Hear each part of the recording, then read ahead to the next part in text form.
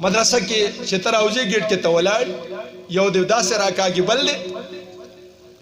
داسې راکاږي وې دا شیواله او دا چوک اخلاص کا او اوس به ډایرک جنت ته ځي نو طالب خو په دې احادیثو په کتابونو کې د جنت فضایل اوریدلی کنه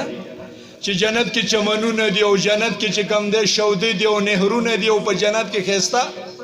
حوري دي او به کله چا خوخي دي او کنه دي طالب خدا حوري ډېر خوخي دي ځکه جلد حدیث کې صفته ما اوریدل چې سپینی پندې دي او دنه پکې دا ډو کې ښکاری او دا کېږي واغه کېږي نو دا د حور شوقي او دلته ولا شی ورکی چې دا لغه کې اخلاص کوس به تحوري میلاوش تمنګ د پاسپورت ډي جی ماته یو قصه کوله زمونږ لکه یو کس داسې جماعت کې او جماعت خواته دا شی اخلاص خودکشي وکړه نو یې پکې مړ نشه نو زخمی حالات کې هسپتال ته ویوړ نو بیهوشۍ کې پروت نو به چې کله لږ ساعت بعد په اوش کې راغی نو د سر ته هغه نرسه ولاړه وه هسپتال والا نه نو د یکدم کنځلې شروع کړلې چې د دوی داسې وکم داسې وکم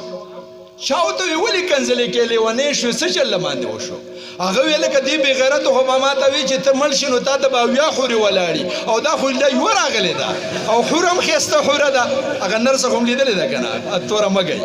نو حور هم ښایسته حوره راغلې اوس زما محترمو ملګرو